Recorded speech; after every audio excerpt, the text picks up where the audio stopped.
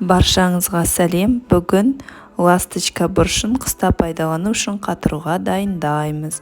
Мен 6 килограммдай ласточка бұрышының түрлі түстісін сатып алдым. Алдымен ішін тазалап аламыз.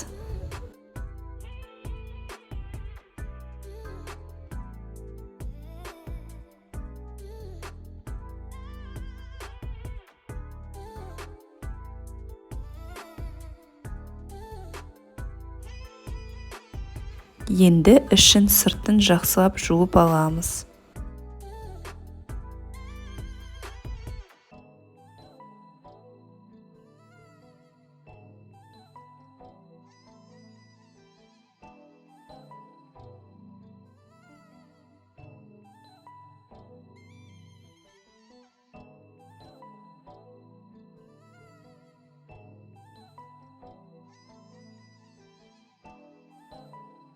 Жуып дайындап алғаннан кейін целлофан пакетке қатарлап өзімізге ыңғайлы етіп тізіп салып аламыз.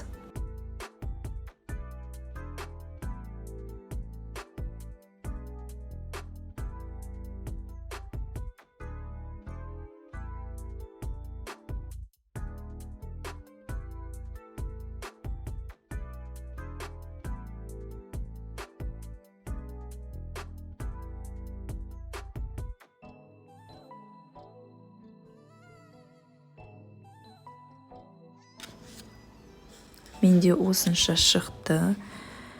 Енді мұздатқышқа салып қоямын. Қалған қалдықтарын жуып, өзіңізге ыңғайлы етіп турап қоюыңызға болады. Кез келген тамаққа қосуға дайын.